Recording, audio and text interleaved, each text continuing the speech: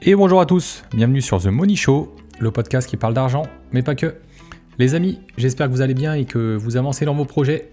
Moi tout va bien, on est sur tous les fronts en ce moment. Les travaux de mon immeuble sont terminés, l'ameublement il est fait. Maintenant il n'y a plus que 2-3 petites choses à ajuster pour que ça parte en location.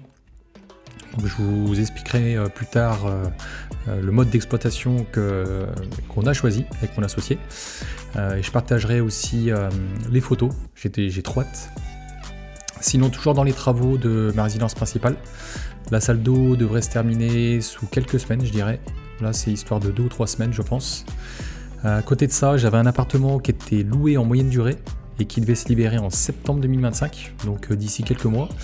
Et petite surprise, qui au final, l'appartement se libère mi-mars, donc c'était pas prévu. Ça tombe un peu tout en même temps avec tous les projets que j'ai en cours. Donc c'est un appartement là que je vais plus louer en moyenne durée, mais que je vais repasser en LCD, parce qu'initialement il était en LCD. Donc j'ai pas mal de boulot aussi sur cet appart, notamment au niveau de la logistique, la femme de ménage, pareil tout ce qui est approvisionnement, les produits ménagers, le café, machin, etc. Et c'est dans une ville à 1 heure de chez moi, donc ça me génère et ça va me générer pas mal de taf là sur, on va dire sur les 15 prochains jours. Bref, on s'ennuie pas. Sinon, concernant les plateformes d'écoute, j'ai 2 notes de plus sur Spotify, ce qui fait 34 notes, et je suis toujours à 34 notes sur Apple Podcast. Toujours que des notes 5 étoiles, donc ça me fait vraiment plaisir. Franchement, je vous remercie à ce sujet. À côté de ça, je vous remercie aussi pour votre soutien et aussi pour votre participation au jeu concours que j'ai organisé pour les 1 an du podcast. J'ai été surpris parce que vous avez été un paquet à participer. Donc merci encore pour vos partages, merci pour votre fidélité. Et concernant les cadeaux des gagnants, c'est bien en cours. Et enfin, concernant l'épisode du jour, je serai très bref. J'ai reçu Romain, que je connaissais pas. A priori, on s'est croisés dans les mêmes soirées IMO, mais voilà, on s'est juste croisés, mais en tout cas, ça me dit rien de l'avoir vu. Romain, lui, il est avocat et il est aussi investisseur immobilier. C'est encore un invité que je trouve inspirant, qui à travers son parcours nous donne aussi 2-3 petits tips intéressants. Donc Romain, si tu écoutes cet épisode, j'aimerais te remercier à nouveau pour ta participation. Sur ce, je vous laisse avec l'épisode du jour qui, j'espère, vous plaira.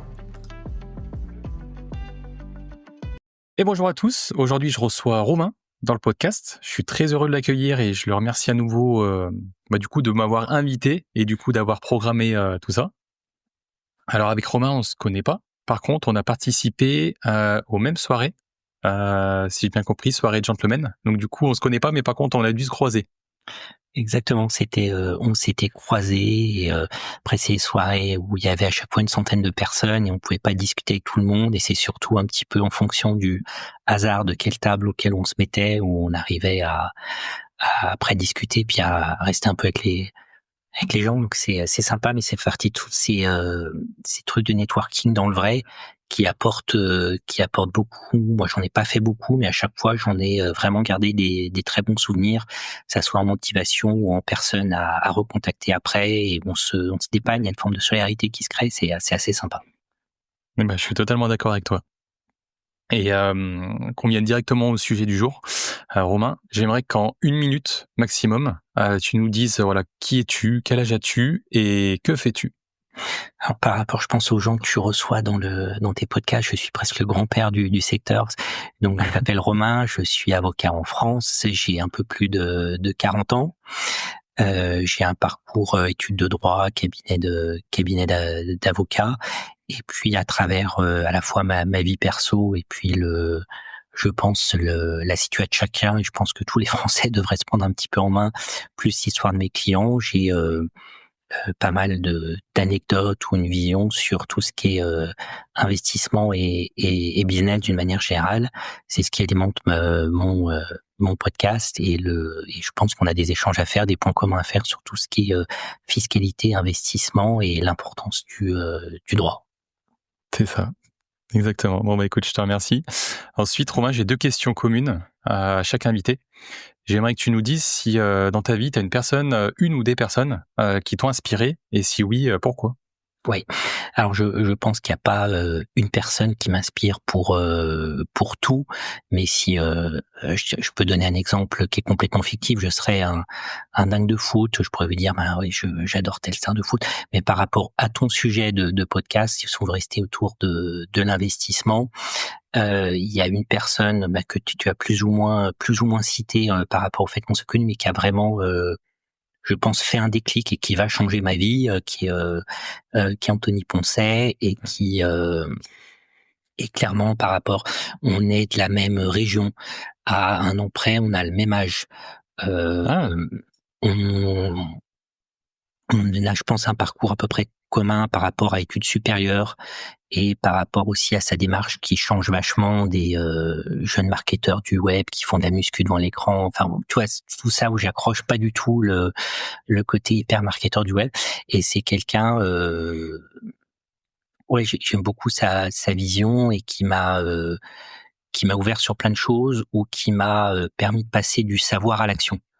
Parce que il y a plein de choses dans la vie qu'on sait, mais après on va pas au bout des choses, mais ça tu peux le décliner dans plein de domaines, et c'est vraiment quelqu'un qui va m'aider un peu à changer ma vie, ma OK. Bon, bah, écoute, je te remercie pour ce partage. Ensuite, j'aimerais que tu nous dises les valeurs auxquelles tu tiens, des valeurs qu'on t'a transmises ou alors que tu as appris, tout au long de ton parcours? je pense, la valeur la plus importante, c'est, y croire, résilience, s'accrocher, OK. tenir le choc, ne jamais rien lâcher, et ça, c'est important parce que la vie fait pas de cadeaux. Après, en fonction de là où on est né, la vie nous fait un peu plus de cadeaux. C'est pas pareil de naître en France ou, sous une dictature africaine dans un désert, sans eau, sans école, sans électricité, sans réseau GSM. Enfin, faut voir comment certaines personnes sur terre, vivent. Mais c'est tout, ouais, s'y croire et puis se battre. Et je pense qu'il y a beaucoup de personnes qui baissent les bras trop vite OK. et Mmh. jamais rien lâcher. Et quand on a un objectif, s'y accrocher et voir avec cette théorie de petits pas tout ce qu'on peut faire tous les jours pour s'en rapprocher, même si ça paraît très loin au départ. Si on en fait un petit peu tous les jours, on se rapproche, et c'est, c'est l'effet cumulé, j'y crois beaucoup dans la vie. OK, et puis, tu disais l'effet cumulé ou la théorie des petits pas, et moi je compléterais même par, c'est vrai que tu as raison, et de temps en temps, ça fait du bien aussi de prendre de la hauteur parce que justement quand on est tout le temps, à fond dans le truc, des fois on a l'impression de pas avancer, et prendre de la hauteur, voir en fait notre évolution, qu'est-ce qu'on a fait depuis le début où on a commencé, ça permet de relativiser et de se dire qu'en fait on a parcouru pas mal de chemin. Oui, et puis je crois que tu fais un peu de un peu de running à un bien meilleur niveau que le mien, mais à chaque fois effectivement qu'on fait une sortie, qu'on va s'entraîner, on fait un écart par rapport à celui qui reste chez soi, et puis l'écart est petit, puis un jour tu te rends compte que cet écart il est énorme parce que justement tu charbonné, quoi. C'est ça, exactement. OK, bon, bah, écoute, merci en tout cas. Hem, j'ai divisé maintenant, si tu veux, l'interview en plusieurs petites parties. J'aimerais qu'on commence par la partie, en fait, ton métier d'avocat. Est-ce que tu peux nous dire pourquoi tu as décidé de partir dans des études de droit, et pourquoi, en fait, tu as voulu devenir avocat? Et spécifiquement, où tu es aujourd'hui, ton domaine? Oui, alors, je veux dire, je suis arrivé en droit presque par hasard. J'avais fait un bac S, hem, un peu, on va dire, sous la pression des uns et des autres, parce que c'était, j'ai plus de 40 ans, et à l'époque, c'était, si tu vas pas en S, tu vas te fermer des portes, comme si c'était dramatique, comme s'il y avait pas de chemin de retour, comme si on prenait une route, et toutes ces croyances militantes qui étaient hyper dans l'esprit de tout le monde.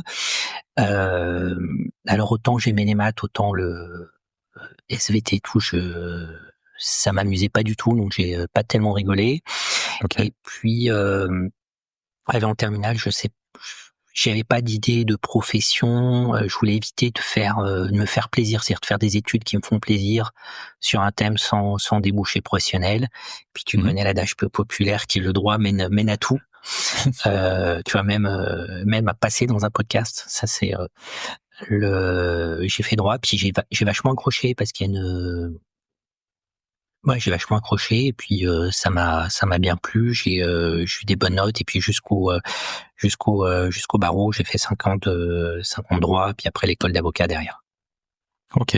Et du coup maintenant voilà, t'es avocat spécifique, hem, si tu veux compléter justement, Ouais, alors j'interviens moi essentiellement, ton domaine enfin d'expertise, pratiquement voilà. ça veut pas dire qu'on connaît rien ou qu'on n'a aucune connaissance, qu'on est incapable de faire quoi que ce soit d'autre, mais mon cœur de compétence, c'est de faire des procès, c'est le contentieux OK, et c'est les contentieux civils et commerciaux.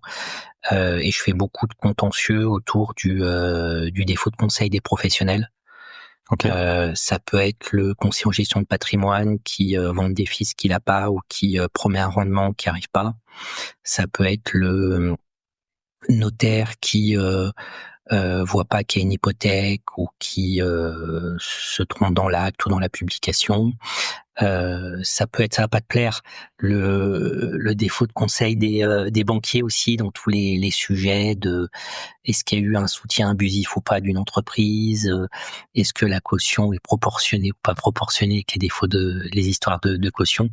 Donc c'est tout ce qui tourne autour du droit de la responsabilité. OK.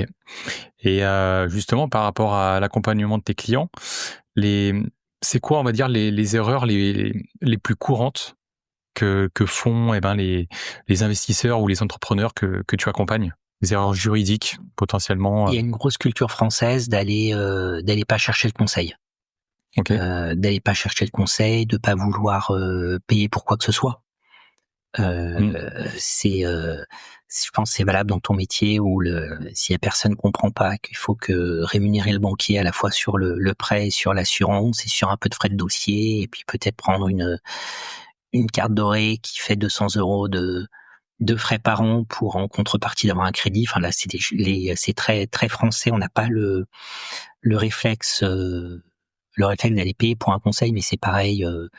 Si on évoque Kimo sur les gens qui vont même pas aller acheter alors qu'il y a des super livres à 20 ou 30 € pour se former, qui vont faire des bêtises, des bêtises. Heu, Souvent les gens font la bêtise et viennent nous voir après. C'est, heu, Ouais. c'est un classique. Hem Et pour te donner un exemple, mais alors moi j'ai rien contre eux, je trouve que c'est très bien. Par exemple, ce qu'on appelle les legal start qui font les sociétés, type je fais ma société.fr. Enfin, je sais pas si c'est le nom exact, mais tout ça qui permet de simplifier la vie. Et il y a un problème de conseil qu'il y a pas, comme c'est des choses automatisées. Et par exemple, moi j'avais eu quelqu'un que j'ai rencontré que je connaissais bien, qui avait fait une société comme ça pour faire la sous-loc, la OK. LCD en sous-loc et qui avait pris l'option TVA alors qu'il a, enfin personne, enfin il avait pas de conseil au moment de faire la société, de savoir les options fiscales et donc avec le problème de franchise de TVA il prenait 20% de TVA. Donc c'est des choses qui peuvent vite coûter très cher. Euh, et puis je pense aussi, ça j'en vois beaucoup dans ceux après que je retrouve en contentieux au tribunal, tous les gens qui s'associent et qui font pas assez attention sur soit un pacte d'associés, soit qu'il y ait des clauses spécifiques dans les statuts pour savoir ce qui se passe en termes de si jamais un jour il y a un problème. Et la plupart des statuts, on va dire le statut type te dit si ça soit quand il y a un conflit entre associés, la partie la plus diligente va saisir en référé un expert au tribunal. Ça veut dire que déjà, on s'envoie des recommandés, on s'engueule le temps d'avoir l'audience. Le premier envoie la nomination de l'expert, qu'il faut encore payer l'expert. Là, c'est déjà passé 6 mois. Donc, c'est une situation un peu chaude et qu'il y en a un qui travaille pas, il y en a plus qu'un qui travaille pendant 6 mois. Enfin, tu vois où ça peut très vite déraper. Et moi, j'ai vu, y compris des frères, des meilleurs copains s'entretuer et on peut avoir des distorsions de vue. On peut évoluer dans la vie, on peut se dire des choses, y croire, et puis dans les faits, pas arriver à les délivrer, et puis que ça fait des tensions. Enfin, voilà, c'est des choses humaines, j'accuse personne. OK. Et si on n'a pas prévu comment s'en sortir, mais après il y a des sujets d'argent, de récupérer des trucs, et puis ça peut dépasser l'entendement, et puis les gens peuvent arriver à faire n'importe quoi. C'est vrai. C'est vrai, c'est vrai. Donc, C'est humain, c'est triste, c'est comme ça. Mais je pense, ouais, on va dire, premier conseil, essayer de prendre les conseils avant de faire. Quand il y a un sujet, il y a des sujets qui sont évitables. Le conseil, c'est pas forcément aller payer un avocat ou un expert comptable, hein. C'est se poser la question, puis essayer de voir dans le réseau s'il y a des gens qui peuvent répondre, de voir s'il y a je l'ai dit tout à l'heure, des livres à 20 ou 30 euros qui peuvent apporter des réponses claires. Euh, on a des accès à des informations. Se méfier de ce qu'on trouve sur Internet ou sur ChatGPT. ChatGPT marche bien, mais sur le juridique, c'est pas encore tout à fait ça. Euh, et puis dès qu'on est en associé, savoir comment on sort en cas de conflit, quoi. Parce que c'est pas bon pour personne, quoi. Une fois de plus, il peut avoir des conflits, des visions de vue, mais comment s'en sortir. Voilà. OK. Et bah, tu vois, une question qui me vient, du coup, tu as parlé de ChatGPT. Comment tu vois l'évolution de ton métier avec l'arrivée de l'IA? Il y a clairement une mutation. Et quand on est avocat, on peut faire deux choses. On peut soit vendre un acte, et ça demain, des legal tech le font. OK. J'ai dit pour les constitutions de société, mais je pense par exemple quelque chose qui marche très très bien. Donc j'ai peut-être des confrères qui sont spécialisés là-dedans qui vont m'en vouloir. Tout ce qui est indemnisation d'avions en retard. Aujourd'hui, il y a deux trois sites spécialisés là-dedans qui font ça très bien. OK. Quand ça va pas au bout, ils ont des avocats partenaires, donc voilà. Et ils ont tout automatisé, ils ont enfin voilà, c'est plus des ingénieurs que des juristes, mais donc par rapport à l'évolution, tout ce qui est simple est appelé à disparaître, tout ce qui est automatisable est appelé à disparaître. Voilà, les constitutions de société, quelqu'un effectivement qui fait son URL, c'est-à-dire il fait sa société à responsabilité tout seul ou sa SASU tout seul. Il y a le sujet des options fiscales à faire attention, mais après le faire sur une legal tech, il y a pas de valeur ajoutée d'aller voir quelqu'un à mon sens. Donc c'est un métier en mutation, mais comme d'autres. Ça a toujours été comme ça. Euh, alors t'es de la région lyonnaise aussi, mais c'est comme quand les premières machines, il y avait ce qu'on appelle les soigneux lyonnais, donc c'est les couturiers lyonnais. Il y en avait beaucoup dans les étages de la presqu'île. Et la Croix-Rousse, qui fait maintenant possible des choses avec au plafond, on peut mettre des mezzanines et créer des mètres carrés, faire de la valeur. Quand les premières machines sont arrivées, ils les détruisaient en disant ils vont voler mon travail. Mais après, c'est Schumpeter, c'est la destruction créatrice. Effectivement, les couturiers ont disparu en tout cas en France, pour des personnes qui fabriquent des machines, pour quelqu'un qui font de la maintenance sur les machines, sur d'autres métiers. Et puis ça fait partie de l'évolution. Donc j'ai pas peur. J'ai pas peur de l'évolution, mais c'est un métier qui est en mutation comme beaucoup d'autres. Je pense demain les experts comptables.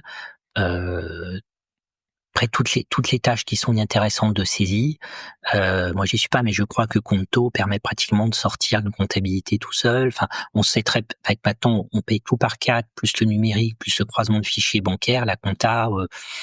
Moi je m'amuse pas, mais on peut placer les dépenses bancaires dans des catégories. C'est ça. On peut pratiquement faire des bilans tout seul. Donc mais après c'est la partie, on va dire la moins intéressante, la moins valorisante. Donc c'est un métier en mutation. Et clairement ceux qui font du conseil dans ma profession d'avocat et qui vendent que des actes, donc qui vendent des modèles des CRL, des modèles de SASU, des modèles de constitution générale, ça va être très compliqué pour eux. Ça va être très compliqué pour eux. Après, le conseil personnalisé, l'humain, l'expérience, pour l'instant, ça se remplace pas. Et moi, dans ce que je fais dans le contentieux, il y a aussi toute une partie stratégie procédurale. Pour donner qu'un exemple, quand on fait un procès à quelqu'un, on doit communiquer des pièces, ça s'appelle le contradictoire. Donc c'est pas comme dans les séries américaines, on peut voler une pièce, l'amener au dernier moment devant le juge, ça se passe pas comme ça. On doit communiquer toutes les pièces, tous les arguments, toutes les preuves à la partie adverse. La partie adverse a un délai pour y répondre, et une fois que tout le monde est prêt, on le dit au juge, et à ce moment-là, on peut plaider le dossier. Il y a parfois en stratégie procédurale, il y a des bonnes pièces, on les met pas tout de suite parce qu'on attend que la partie adverse nie un truc ou vous disent quelque chose alors qu'on a la preuve contraire. Ok. Ça fait partie de ces stratégies procédurales où, pour l'instant, je pense que la machine a encore un peu de retard. Mais ma foi, si demain la profession d'avocat disparaît, j'irai faire autre chose. J'irai faire autre chose. J'irai avec le réchauffement climatique, peut-être. Je ferai une formation pour installer des climatisations, des pompes à chaleur. Je ferai autre chose. Hein. Mais faut pas en avoir peur. Ça fait partie des évolutions techniques, et puis comme ça aussi on gagne en productivité. Moi j'ai le plus vieux confrère encore inscrit au barreau de Lyon à plus de 80 ans. Il a commencé, c'était machine à écrire. C'était les doubles se faisaient sur papier carbone. Ah oui, Donc je pense que les papiers carbone, ça parle même pas. Enfin, faudrait que les plus jeunes aillent voir sur internet ce que c'est le papier carbone. Et ces gens, ils ont vu arriver l'ordinateur, les photocopieuses. D'ailleurs, je pense quand tu récupères des vieux actes de notaire, moi j'avais un contentieux sur c'est inintéressant, mais j'ai récupéré un vieil acte de propriété qui datait des années 50. Et déjà, ils étaient beaucoup plus courts parce qu'il y a moins d'obligations légales. Et comme les gens tapaient tout aussi, ils tapaient que des choses qui étaient utiles et efficaces. Et quand il y avait des corrections, ils corrigeaient à la main avec la signature à côté. Et puis ils mettaient en bas de page. Ça reste toujours dans les actes notariés. énorme. Il y a toujours la ligne en bas pour savoir s'il y a eu des corrections manuelles et le nombre de caractères ou le nombre de mots qui sont ajoutés. Donc on a toujours évolué. Et puis comme dans ton métier de banquier, il y a peut-être pas, ils sont tous à la retraite, mais certains ont commencé à compter avec des bouliers, quoi, avant les calculettes. C'est ça. C'est l'évolution, faut pas en avoir peur. Ok, bon, écoute, je te remercie pour ton avis sur ce sujet. Et excuse-moi. Du coup, j'aimerais savoir si tu as eu une affaire, alors après sans forcément détailler, mais sur laquelle tu as beaucoup transpiré, enfin une affaire qui t'a marqué dans ta carrière d'avocat. Il n'y a pas entre guillemets de petits dossiers, de gros dossiers. Il y a parce qu'à chaque fois la personne y joue sa vie. Donc effectivement, quand il y a des montants plus importants, ce qui est très dur, c'est quand il y a des dossiers qui sont limites et qui vont basculer sur rien. J'aime bien cette expression, mais cette image, mais c'est un peu la ballette au tennis qui peut tomber d'un côté ou de l'autre. Il y a des dossiers où parfois on n'a rien à dire, ou des dossiers qui sont évidents, où on a une personne de mauvaise foi. À l'époque, je faisais beaucoup de contentieux autour des baux commerciaux. Quand la personne n'avait pas payé, c'est elle qui doit rapporter la preuve qu'elle a payé, elle a pas payé, elle a payé ou elle a pas payé, ça va assez vite. Ok. Ce qui est plus compliqué, c'est quand la situation est limite et puis peut basculer d'un côté ou de l'autre. On parlait tout à l'heure des histoires de disproportion de caution et des jurisprudences qui ont beaucoup varié. Moi, je me souviens d'un dossier disproportion de caution. C'était deux sœurs qui avaient monté une affaire ensemble. Une, j'obtiens la disproportion, l'autre, j'obtiens pas la disproportion, alors qu'elles étaient quasiment dans des situations similaires. Parce que le droit, c'est des sciences humaines, donc on est jugé par des hommes. De la même manière que parfois il y a des erreurs d'arbitrage au foot, VAR ou pas VAR d'ailleurs. Donc ce qui est compliqué, là où on a la pression, c'est qu'on sait que ça peut basculer sur un rien, quoi. Mais toujours la difficulté dans le métier, c'est que on a parfois des dossiers, des contentieux qui traînent des années et on a peu de temps pour convaincre le juge. C'est souvent 10 minutes ou un quart d'heure pour convaincre le juge. Il faut dans une plaidoirie, il faut être suffisamment prendre le temps quand même de raconter l'histoire et le détail, sans et aller sur les points contentieux, identifier justement ces points contentieux qui peuvent basculer d'un côté ou de l'autre, sur lequel ça vaut le coup de passer du temps sans noyer le juge. Ok. Hyper intéressant.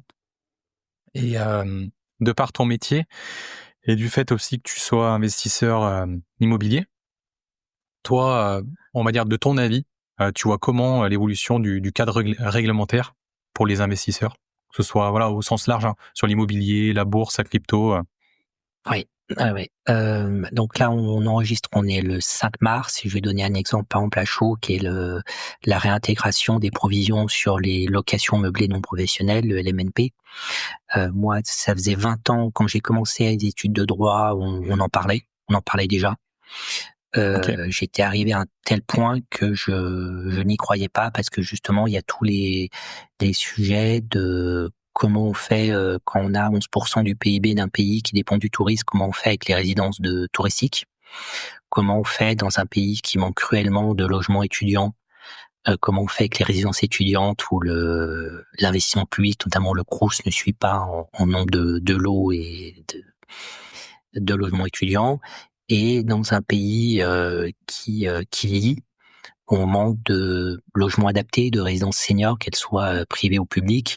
Euh, je pense qu'on était beaucoup à croire, puisque chaque année on en parlait, mais il se passait jamais rien, où il y a eu des évolutions, mais minimes.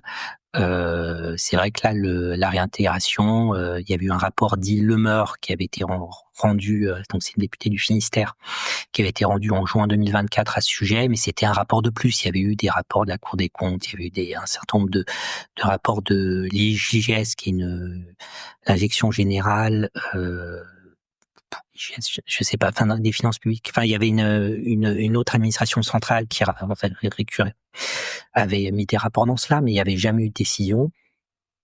Et là, on vit dans un monde où il y a besoin d'argent public, il y a besoin d'argent.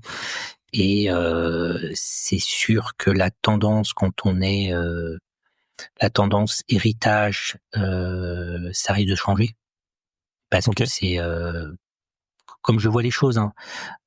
Et l'immobilier, c'est quelque chose qui bouge pas, donc qui est facile à fiscaliser. Et c'est vrai que le LMNP, là, c'était un peu c'est un peu pris de court. D'ailleurs, j'en ai parlé à un ami notaire, ou à mon expert comptable. Pour l'instant, personnel et logiciel de réintégration, tout le monde se pose la question de euh, comment on va réintégrer, à quel moment. Donc c'est un vrai sujet. Sur les MP, pour faire simple, ça datait je crois, de l'après-guerre, le régime fiscal de l'MNP. Il s'était rien passé, hormis en 2018, où il y avait une décision du Conseil constitutionnel qui avait, donc c'était pour les locations meublées professionnelles, où il y avait l'obligation d'être au RCS pour être LMP. Et il y avait eu Ok. ce qu'on appelle une question prioritaire de consualité par un fonctionnaire de police qui avait dit: je peux pas être LMP parce que je suis fonctionnaire, donc ça avait sauté. Après, il y a eu le sujet, donc s'il n'y a rien passé pendant 70 ans. Après, il y a eu le sujet de la socialisation au-delà de vous m'excuserez pour les montants, 23 000, 24 000 euros de chiffre d'affaires uniquement pour les locations courte durée. Mais c'était à la marge. Et c'est vrai que la réintégration, quand on lit donc le projet de loi de finances, ils ont fait ça pour ils pensent récupérer 400 millions d'euros, ce qui est pas énorme en termes de finances publiques là-dessus. On va voir, on verra sur 2025 s'ils récupèrent cet argent ou pas. Mais c'est pas un bon signe qui a été envoyé, en tout cas aux acteurs du logement, aux investisseurs. Et quand il y a autant de problèmes en France, moi j'ai une conviction profonde, c'est que l'investisseur privé a plus de réactivité pour agir, et c'est pas forcément un bon signe qui a été donné. Est-ce qu'il y avait d'autres meilleures solutions pour trouver de l'argent, pour avoir des équilibres, pour garder, pour pas être dégradé en termes de notes par Fitch ou Moody's, et donc l'intérêt de la dette coûte moins cher, qui est mon impôt. On ne sait pas. Enfin, je pense qu'il faut laisser ça aux historiens et puis aux commentaires, mais il y avait peut-être mieux à faire que ça. Mais ça suppose, pour en venir au sujet central du podcast, c'est de pas mettre tous ses œufs dans le même panier. Je Oui. pense tous les gens, on en connaît, qui ont fait de LMNP, puis qui se sont dit: tiens, je vais faire antisocial avec mon Pôle emploi pendant 2 ans, et puis je verrai ce que je fais après, ou je ferai peut-être un peu de conciergerie, un peu de machin truc. Ils se retrouvent avec ça doit leur faire bizarre. Euh, et, euh, et Et il faut toujours garder à l'esprit que la fiscalité, en particulier la fiscalité ce qu'on appelle personnelle, donc on distingue en gros la fiscalité des sociétés personnelles et mouvantes, elle peut changer même de manière rétroactive. C'est-à-dire une loi de finances qui a voté au mois de février est applicable au 1er janvier. Donc c'est sympa pour les gens qui ont voté, qui ont fait des choses entre-temps. Donc toujours prévoir des plans A, des plans B et pas mettre tous ses œufs dans le même panier. Je pense que les gens aussi qui font que de la LCD, qui avaient fait des modèles via leur RP ou des fausses RP qu'ils avaient fait à Lyon ou à Paris, maintenant qu'il y a une limitation à 120 jours puis 90 jours. Donc garder des portes de sortie, être, je vais parler comme un vieux, hein, mais être prudent par rapport à plein de choses, quoi. Sachant que s'il y a une solution qui marche très bien, si tout le monde y va, au bout d'un moment, on va dire la puissance publique s'en rend compte. Et donc il y a un risque de fiscalité. Par rapport à la fiscalité crypto-monnaie, il y a quand même un microcosme français, notamment à travers Ledger, qui sait se faire entendre, qui sait expliquer un peu ce que c'est, à quoi ça sert et les enjeux. Ok. Mais il y a par rapport à la fiscalité, je pense les gens là qui se sont professionnalisés, qui ont fait ça avec des sociétés à l'IS, s'en sortent aujourd'hui mieux que les gens qui avaient profité par exemple du LMNP et qui étaient restés impôts sur le revenu. Mais avoir des plans A, des plans B, sans être un expert juridique, se tenir un minimum informé de ce qui se passe, sans surréagir à chaque fois que il y a une rumeur de quelque chose, parce que sinon on passerait son temps à stresser, mais surveiller ce qui se passe et se tenir prêt. Ok. Bon, bah, écoute, merci. Le droit est vivant et faut faire attention à ça. Ok, bah écoute, merci pour ton avis sur le sujet. Maintenant, j'aimerais qu'on vienne sur le sujet de l'immobilier, parce que toi, tu fais de l'investissement immobilier. J'aimerais que tu nous expliques pourquoi tu t'es lancé dans l'investissement immobilier, toi. Oui. Alors moi, dans ma famille, j'ai pas d'investisseurs immobiliers, des choses comme ça. J'ai fait les choses un peu comme normalement. Je pouvais acheter ma résidence principale, donc je n'ai fait rien de spécial. Et puis j'ai eu un peu une réflexion autour de ma retraite un jour, quand on passe les 35 ans, on commence à recevoir un courrier. Je crois qu'on le reçoit tous les 5 ans sur les simulations retraite. Et là, j'étais un peu dire là j'ai un problème, un peu le côté Il en manque. ouais, le côté fusée perdue dans l'espace. Il y en manque, qui posait la question, et c'est très français, c'est une réflexion que j'ai eue naturellement, c'est autour de l'immobilier, parce que c'est on a moins peur entre guillemets d'escroquerie autour de tout ce qui est placement financier. On voit qu'il y a beaucoup d'escroqueries, que ça soit du Bernard Madoff aux États-Unis, ou ses petits frères ou petits cousins qu'on a en France, ou ça peut être des mauvais placements.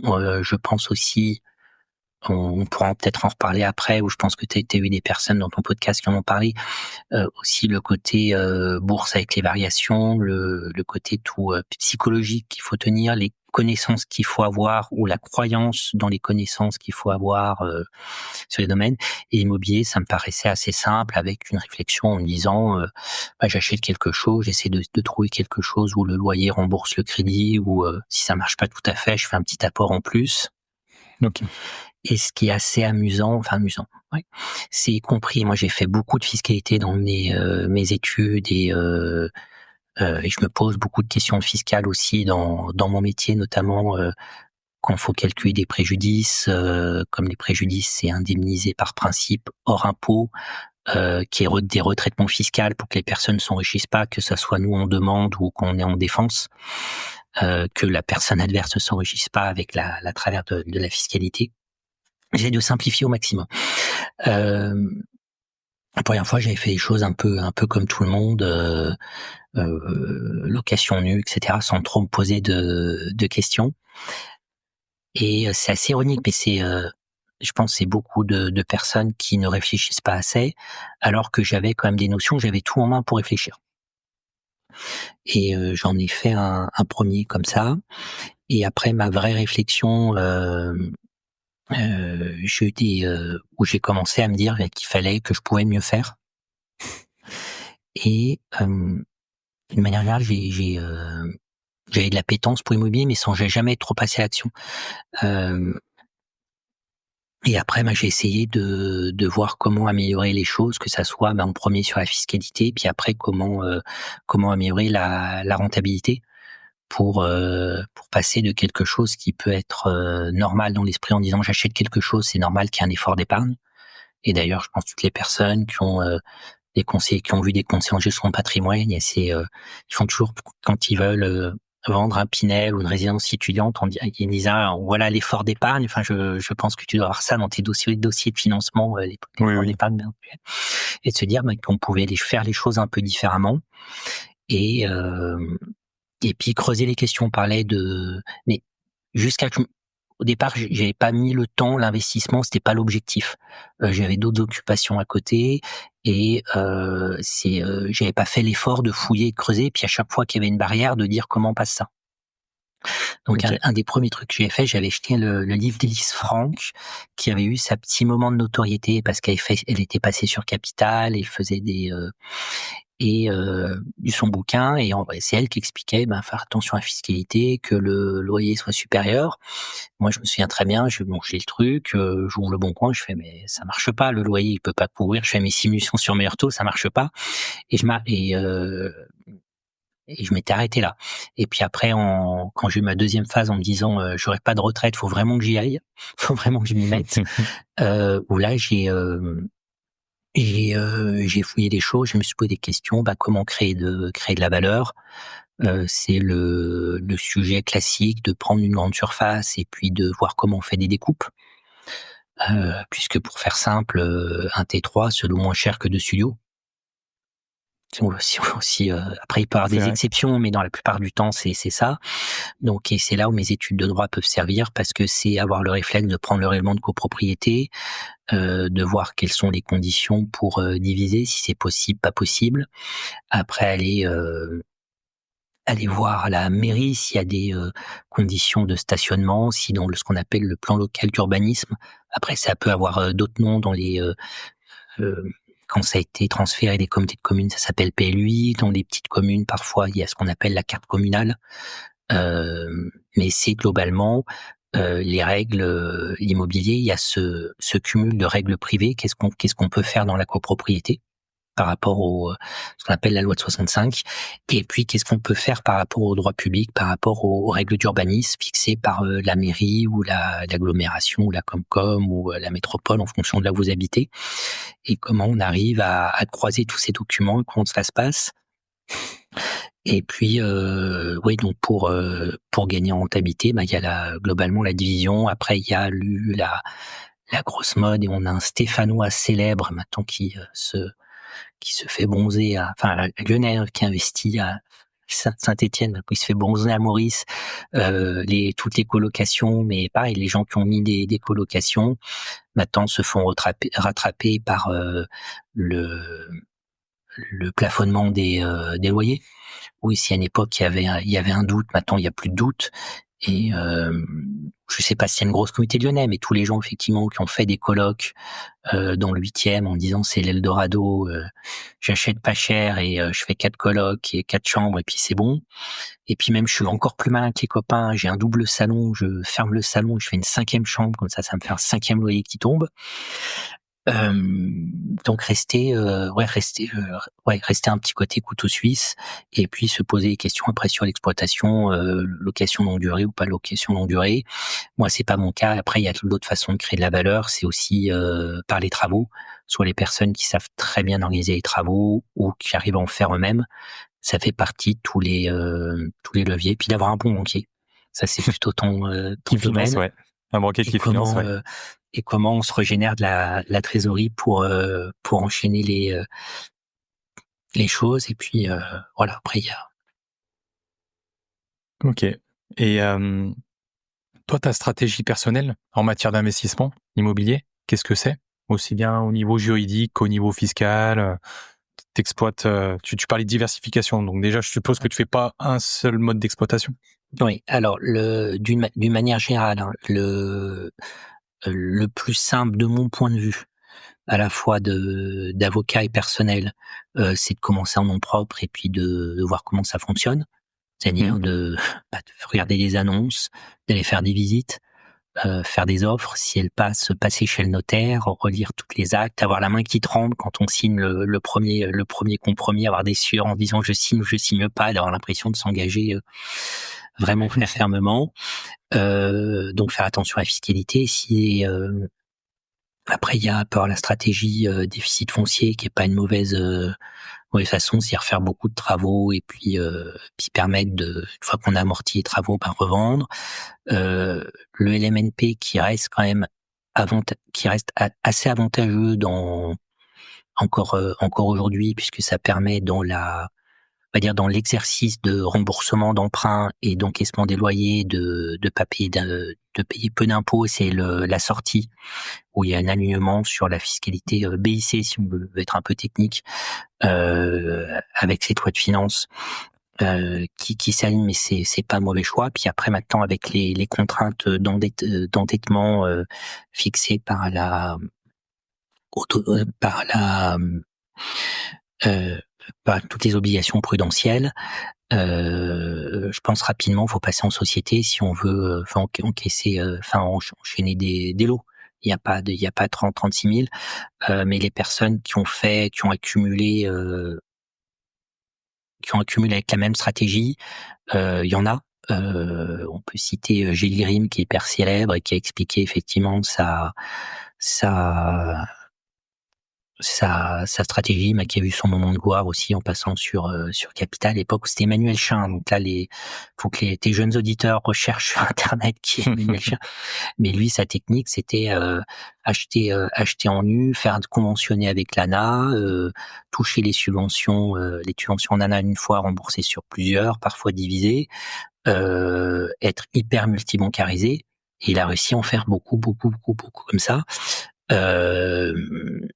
Il aurait pu y avoir des changements législatifs, ça aurait pu bloquer au bon moment, mais maintenant effectivement, faut, je pense, diversifier. Voilà, la personne qui fait que de la courte durée, que de la coloc, ou que du nu. Enfin, demain, une loi de finances peut changer le revenu foncier. Ça avait été fait sur 2024, mais dans le bon sens, où c'était passé, les législateurs avaient augmenté le déficit reportable sur les revenus sur une année s'il y avait des travaux d'isolation thermique, et pas limité à 11 700 comme de manière habituelle. OK. Une loi de finances peut basculer dans l'autre sens, hein. Voilà. Après, moi je connais des gens, j'ai des clients qui ont fait des super opérations ce qu'on appelle en Malraux. Donc c'est une sorte de déficit foncier, mais qui est pas limité à 11 700. J'essaie de faire simple, hein, Ouais. sur les revenus, donc les gens qui ont des gros revenus. Après, la difficulté des Malraux, en principe, c'est comme c'est surtout des opérations de défiscalisation, souvent les personnes achètent trop cher, il y a trop d'intermédiaires qui prennent de commissions, les travaux, comme c'est dans des bâtiments historiques, c'est surveillé par l'architecte des bâtiments de France, il y a des contraintes de matériaux, euh, qui font que les coûts de sortie sont souvent très compliqués, mais ça peut être bien fait aussi. Euh, S'il n'y a pas trop d'intermédiaires, si on fait attention au coût d'achat, au coût de sortie, de la même manière qu'il y a des gens qui ont fait des très bonnes affaires en Pinel. Voilà, c'est l'exception, mais ça arrive, notamment sur des maisons individuelles, ou qui ont fait, on pouvait à une époque, il y a des gens faire sur un terrain, faire deux maisons, les construire soi-même et on passait une en Pinel, ça fonctionnait. Donc il y en a qui ont fait des bonnes opérations, mais c'est toujours pareil, s'informer, regarder, et puis se poser toutes les questions, je vais dire les plus tordues possibles, pour éviter se faire piéger et pas mettre ses œufs dans le même panier, quoi. OK. Et puis pour terminer sur l'immobilier, j'aimerais savoir du coup au niveau de tes biens, toi, tes recherches déjà, comment tu les effectues?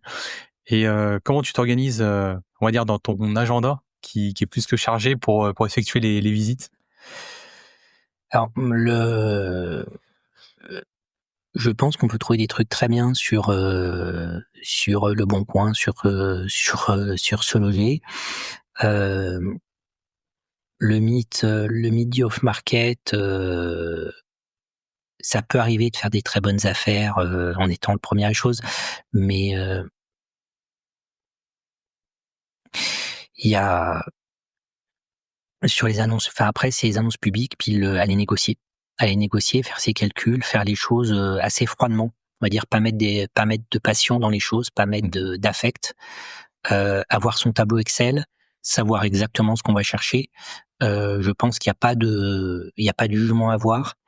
Les trucs qui veulent faire attention aux vendeurs de rêves. Effectivement, les gens qui regardent trop de vidéos sur internet ont tendance à vouloir le truc parfait, ou sur un bien, ils vont gagner je sais pas combien, que le banquier va tout leur prêter, puis il va même leur donner plus d'argent, même l'argent, il faut même passer sur le crédit immobilier, l'argent des vacances et la voiture nouvelle. J'exagère le trait, mais il y a pas de jeu en vert, il faut mieux faire des choses, avancer un petit peu que rien faire. Heu Oui, bien d'accord. et hem et hem et savoir exactement ce qu'on va chercher. Si la personne cherche juste un autofinancement en apportant les frais de notaire et frais d'agent immobilier, c'est très bien, et cette personne avancera toujours plus dans la vie que la personne qui, cherche l'affaire du siècle. Et par définition, l'affaire du siècle, c'est, 1 fois tous les 100 ans. Tu vois, j'ai fait un dîner au mois d'août avec, Alexandre du CDR qui était Oui, passé à Lyon, et il y avait, on n'était pas nombreux, et à cette table, il y avait quelqu'un qui cherchait. En fait, il avait rien fait. Ça faisait 2 ans qu'il avait fait rien. Il avait acheté des formations, il cherchait le truc parfait, et au bout d'un moment, on était tous à lui dire: «Mais, tu aurais même fait un truc moyen il y a 2 ans, tu aurais déjà amorti du capital, tu aurais pris de l'expérience, et pour faire autre chose».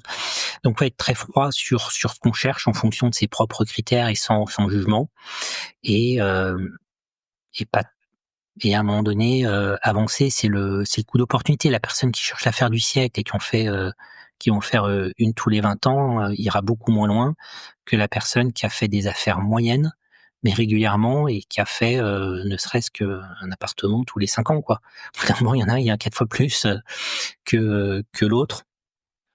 Être très froid là-dessus, et puis après ça dépend de son maître de compétences. Moi, je suis assez à l'aise sur tout ce qui est règlement de propriété, règles d'urbanisme.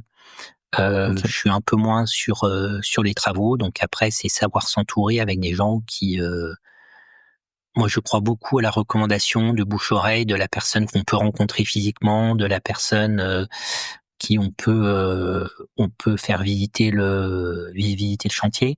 Moi, le dernier chantier que j'ai fait, je l'ai fait j'ai demandé à un marchand de biens s'il avait quelqu'un à me recommander, et il m'a présenté cette personne. Cette personne m'a fait visiter les chantiers, et a été super pro du début à la fin, que ça soit pour, le devis, pour, le passer en financement bancaire, pour, établir le crédit et obtenir, au centime près les travaux ont correspondu le truc. Enfin voilà, faut être entouré de bons professionnels. C'était certainement pas le moins cher du secteur, mais il faut faire attention. Moi, j'ai un très bon copain notaire à Lyon. Il avait travaillé avec quelqu'un qui était, d'origine des Balkans, peu importe. Il faisait venir des personnes, et puis il s'est rendu compte sur un chantier qu'il y avait des problèmes, qu'il y avait eu, un mur porteur qui était tombé, ils avaient pas mis d'IPN, Putain. Hem, que l'électricité, il y avait un bout d'électricité, ils ont une plainte sur un autre bien, et que sur la copropriété était branché sur la copro, enfin des trucs, heu et je pense que bien dormir, ça a pas de prix, et faire les choses correctement, dans les règles, être correct avec tout le monde, s'entourer gens qui pensent comme nous, pour moi, c'est vachement important.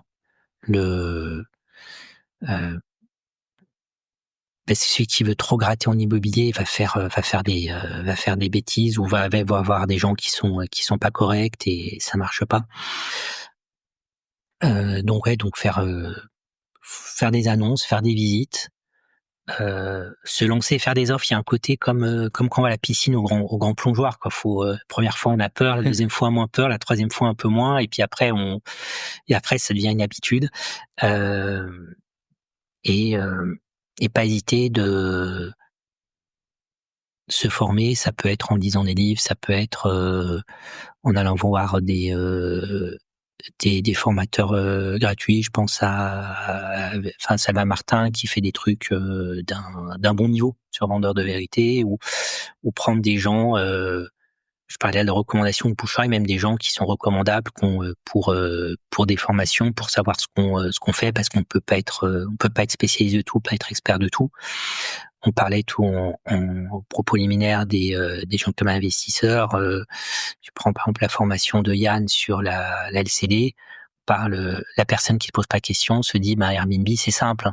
J'ai un appartement, je mets des photos, je mets une annonce sur Airbnb, et je vais avoir des locations qui vont tomber tout seuls.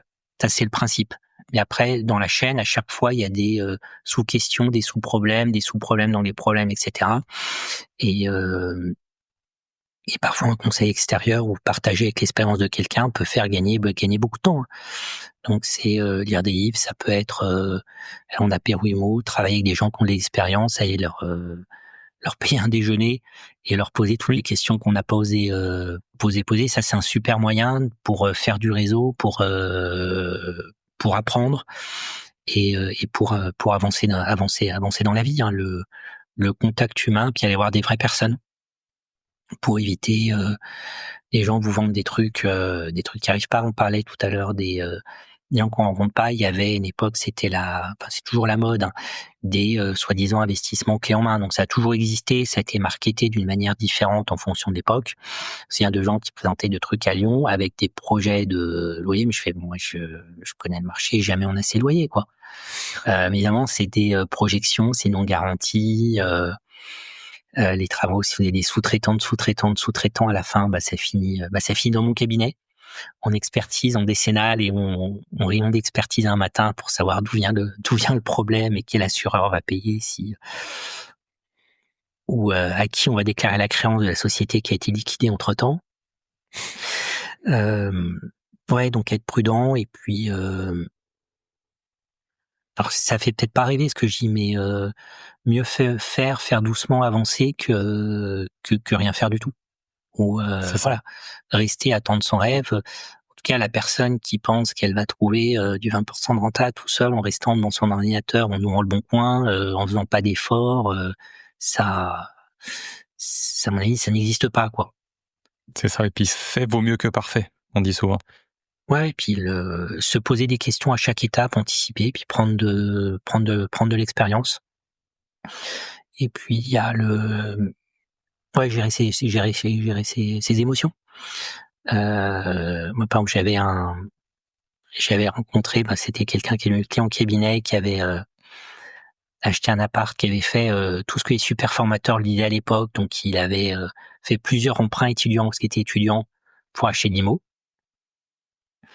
Et à un moment donné, mal passé avec la copro, parce que bel immeuble de la Presqu'île près de la place Bellecour, qui était un immeuble bourgeois dans le domaine de copropriété. Donc convocation au choix général pour lui faire un procès, lui interdire, parce qu'en plus il avait fait de la location courte durée, et puis en faisant pas bien les choses, en n'ayant pas mis par exemple 2 minutes au détecteur de bruit, ou pas de système, en laissant faire les fêtes, en disant je m'en fous, moi j'encaisse. Sauf que quand on n'est pas correct avec des gens, le boomerang arrive très vite. Et puis et au départ, et après, donc il a voulu revendre, il voulait faire un peu d'argent, puis pas d'offre, puis au moment il a complètement craqué à une offre qui était claquée au sol. Donc le psychologique compte vachement dans l'immobilier, et garder la tête sur les épaules pour plein de choses. Ok. Mais écoute, je te remercie. Puis je rejoins ce que tu disais sur la partie réseau. Voilà, savoir bien s'entourer. Et puis sur la partie aussi, toujours chercher le moins cher. En fait, souvent le moins cher revient plus cher. Parce que du coup, quand on essaye de rectifier, de corriger, ça nous coûte le double, voire même plus des fois. Donc, je suis tout à fait d'accord là-dessus. Et puis ça pose, mais de tout, hein, la serrure chinoise pas chère, les clés ce qu'elle fait facilement, on va pas retrouver les semblables, on pourra pas répliquer les codes, enfin c'est tout comme ça. Le mitigeur pas cher, il va au bout de 3 mois, il fuit, il faut le changer. Enfin c'est tout quoi. Ouais. exactement.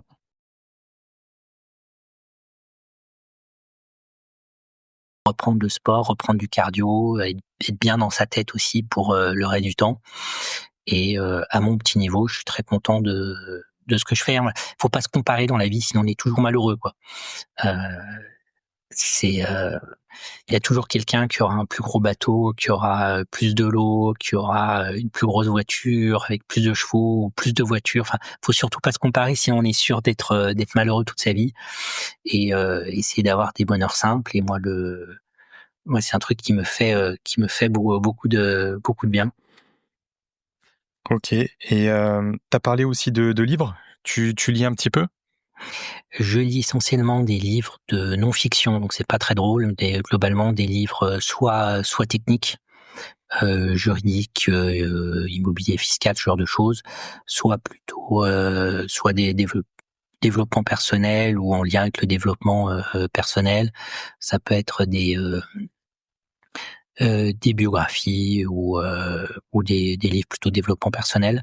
Mais c'est hyper important de se former.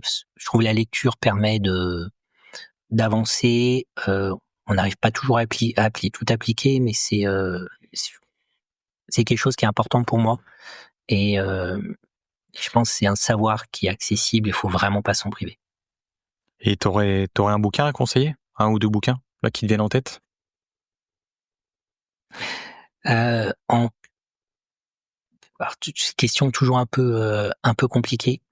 Pour les gens qui ont jamais investi et qui se sont posés la question sans trop passer à l'action, le bouquin d'Olivier Seban, Tout le monde mérite d'être riche, qui en plus, alors pas la dernière version payante, mais je crois qu'il y a la première édition qui doit être plus ou moins gratuite ou téléchargée en PDF, qui est très bien parce que ça donne alors c'est pas un mode d'emploi de A à Z pour tout, mais ça donne des grandes idées de ce qu'il peut faire et ça peut être une première motivation.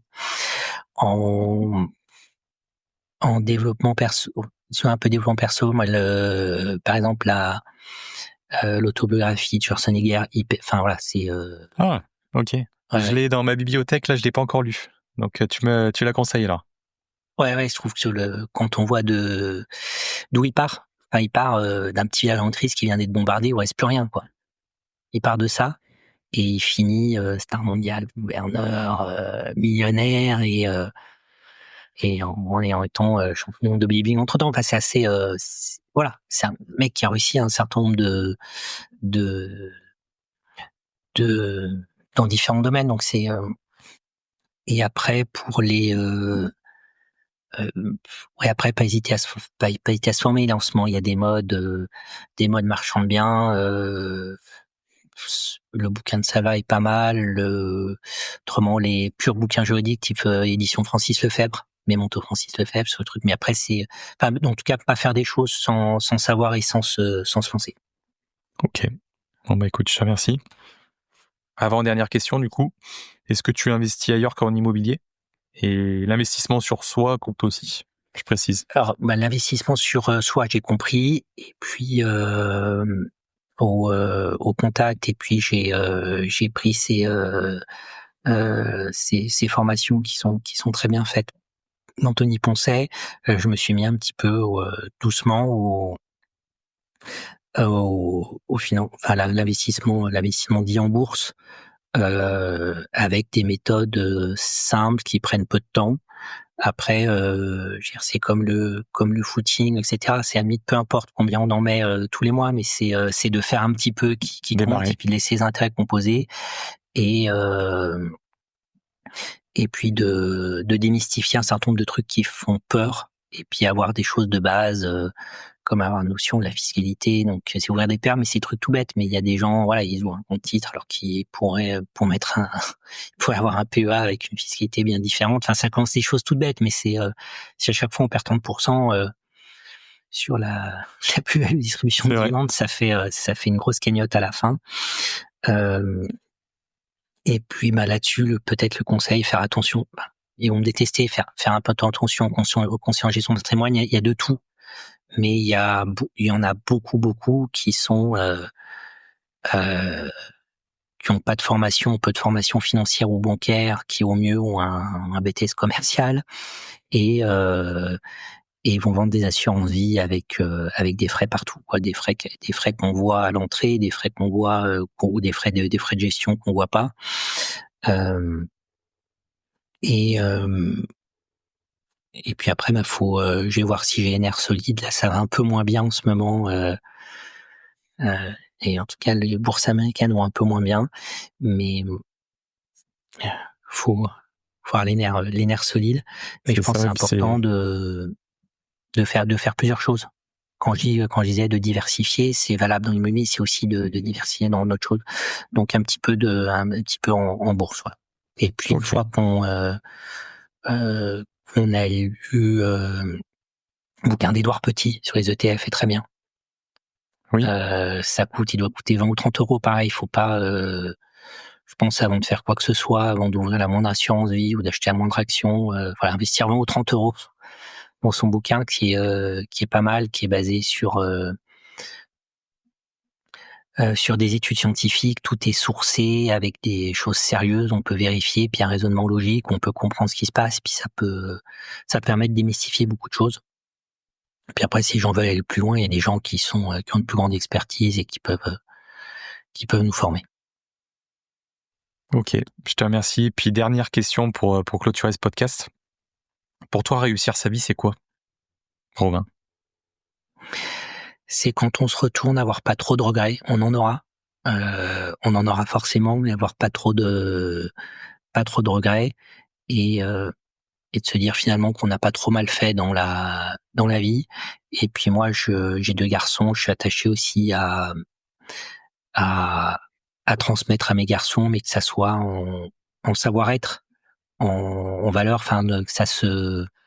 C'est pas, une fois de plus, tout ce qu'on peut en dollars, c'est pas ça le sujet, mais c'est de mettre sur des bonnes rails mes 2 garçons et qu'ils puissent mener leur vie, qu'ils fassent pas les mêmes erreurs que moi. Qu'ils aient peut-être une vie un peu plus libre de choix que ce que j'ai eu. Enfin, on avait parlé sur mon bac S. Jamais j'obligerai mes enfants à faire des trucs qu'ils n'ont pas envie de faire sous prétexte de pression sociale ou autre. Avoir pas trop de regrets quand on se retourne à tout âge. Ok. Bon écoute, je te remercie en tout cas pour ta participation, Romain. Je t'en prie. Salut. J'espère que l'épisode du jour vous a plu. Merci encore pour votre écoute. Je compte vraiment sur vous pour aller mettre une note 5 étoiles et un petit commentaire. Et on se retrouve dans 15 jours pour le prochain épisode. Salut!